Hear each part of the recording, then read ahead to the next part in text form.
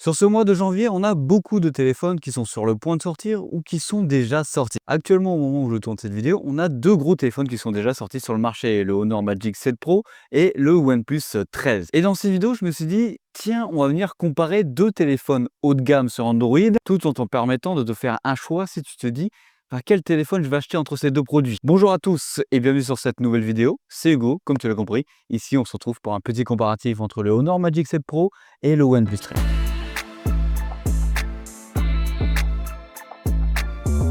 Bien sûr, comme d'habitude, n'hésite pas à t'abonner et à liker si tu kiffes ce genre de vidéo, ce genre de comparatif.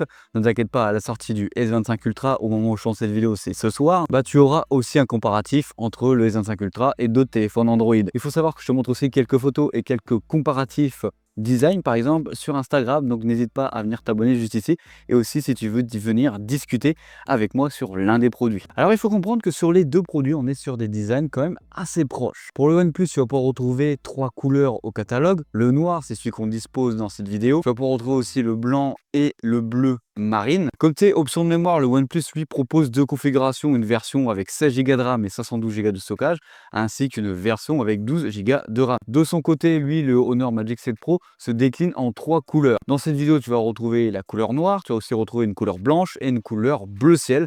Je t'avoue que la couleur bleu ciel m'intéresse beaucoup. En termes de mémoire pure et de gigas, sur le site internet de Honor, tu vas pouvoir retrouver qu'une seule version, la version de 12 Go de RAM avec 256 Go de stockage. Côté design, à l'arrière, les deux appareils disposent d'un module caméra rond. Sur le OnePlus, ce module est situé en haut à gauche, ce qui lui donne une disposition un peu plus décalée. En revanche, le Honor Magic 7 Pro, le module, lui, est centré, ce qui lui donne un aspect plus symétrique. D'ailleurs, en parlant du module du Honor, celui-ci est un petit peu plus épais, donc ça se constate un petit peu sur la table. Côté finition, l'effet boisé du OnePlus est particulièrement élégant. Ce petit détail qui donne un aspect naturel et premium au téléphone, je le trouve hyper agréable. En comparaison, le Honor Magic 7 Pro propose un design plus simple et efficace, mais attention, il est quand même un petit peu plus glissant. Donc n'hésite pas à mettre une coque si tu comptes acheter ce téléphone-là.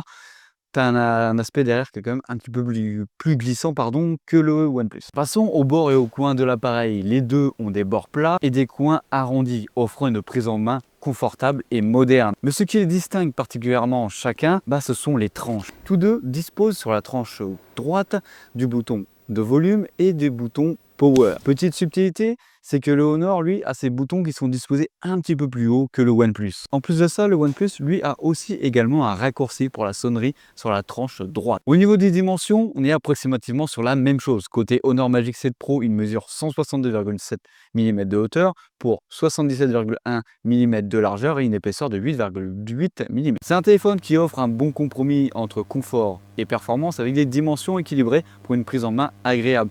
En termes de poids, le Honor pèse, lui, 223 grammes, ce qui le place dans la catégorie des téléphones un peu lourds, mais en vrai, pour cette gamme de produits, ça va encore. Lui, de son côté, le OnePlus mesure 162,9 mm de hauteur, légèrement plus grand que le Honor, mais avec une largeur de 76,5 mm, un peu plus étroit. Il est donc un peu plus fin au niveau des bords. Concernant son poids, le OnePlus est légèrement plus léger que le Honor, avec ses 213 grammes, c'est qui peut être un avantage pour les personnes qui recherchent un téléphone léger. Côté écran, on a tous deux des écrans ultra intéressants et ultra performants pour leur prix. Sur le Honor Magic 7 Pro, il dispose d'un écran de 6,8 pouces avec une résolution Full HD+ de 1280 par 2800 pixels. Les caractéristiques qui font vraiment briller cet écran là, c'est quoi? C'est au niveau de la luminosité, car il a une luminosité maximale HDR de 5 minutes, ce qui le rend extrêmement lumineux même en pleine lumière. C'est un vrai atout pour une expérience visuelle intense. Bien sûr, il affiche également un taux de 100 Hz, offrant une fluidité parfaite pour les animations et les jeux. Du côté du OnePlus, celui-ci est équipé d'un écran légèrement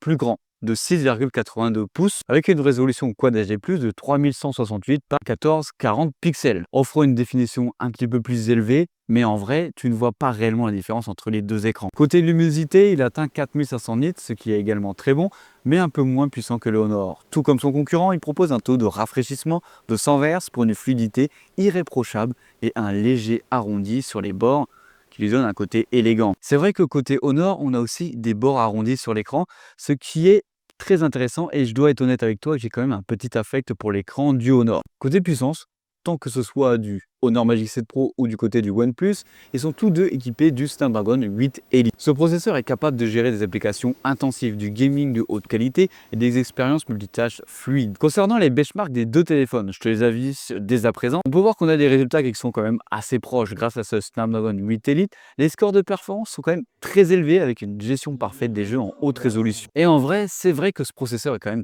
très performant et je ne pense pas que ce soit là-dessus qu'on puisse départager l'un ou tel téléphone. Alors côté IA, vu que c'était la grande mode de l'année 2024, est-ce que sur 2025 on a encore la même chose? Eh bien sûr. Le Honor Magic 7 Pro et le OnePlus, ils offrent tous deux une expérience assez similaire mais avec quelques petites différences. Les deux appareils disposent des principales fonctionnalités de Google tels Gemini ou Circle to Share, qui rendent la navigation et la recherche d'infos super simple, que ce soit pour rechercher des contenus, organiser vos applications ou personnaliser l'expérience. Ces outils vous facilitent vraiment la vie au quotidien et c'est clairement les applications IA, en tout cas les fonctionnalités IA, que j'utilise vraiment le plus. Cependant, chaque téléphone a ses fonctionnalités propres et exclusives. Bien que très similaires, ces fonctionnalités peuvent apporter des avantages différents selon tes besoins personnels. Cela dépend vraiment de ce que tu recherches, c'est pour ça que je t'invite à aller checker les vidéos qui sont complètement dédiées à ces appareils, où j'approfondis un petit peu plus le côté IA. Mais bon, je t'avoue, de ce que je vois actuellement, côté Honor, c'est quand même beaucoup plus poussé que chez OnePlus sur l'IA. Côté autonomie, sur le Honor Magic 7 Pro, on se retrouve avec une batterie de 5270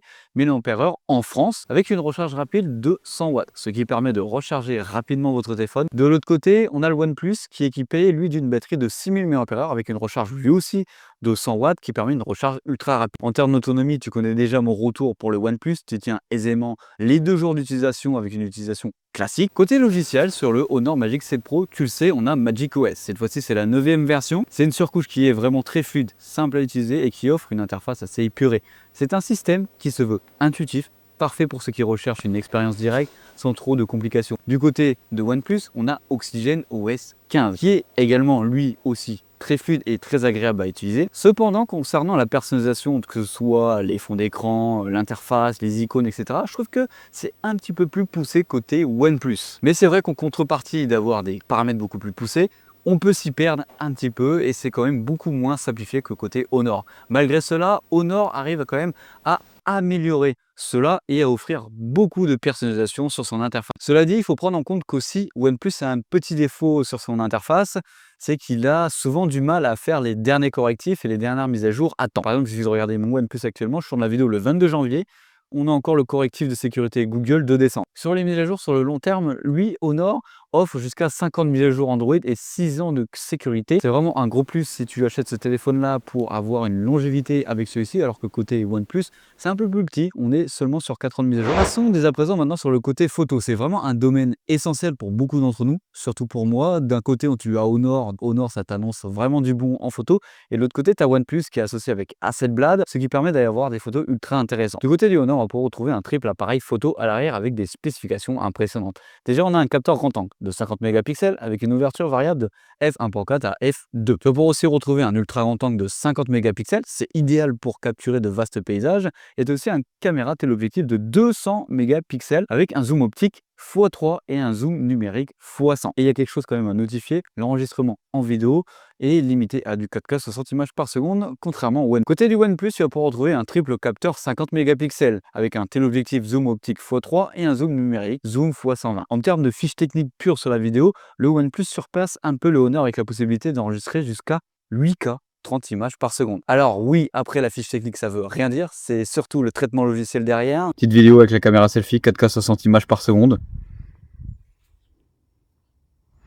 Là-bas derrière, tu vois le petit studio qui a été installé pour se filmer tout simplement. Ok. Oh. C'est le mec qui est taré. Allez, là on est parti pour une petite vidéo 4K 60 images par seconde, 2 jours. Enfin 2 jours, si le temps veut bien nous donner un peu de soleil un jour. Par exemple là-bas, on va aller en 2,6 du côté du Honor et x2 du côté du OnePlus. On va essayer de le caler en 2 pour 2 de chaque côté, voilà. On va passer en zoom x3. Hop, x3 sur le Honor aussi. Allez, on va abuser un petit peu en x6.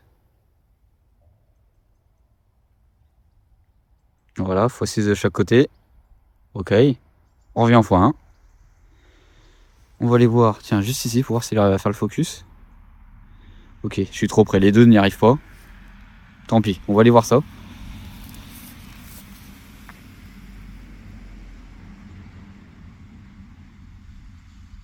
Franchement, je sais pas ce que t'en penses, mais les deux sont plutôt bons. On va aller voir là-bas. Ok, on va passer en grand angle. Carrément en grand angle sur le Honor, on voyait presque mon dos.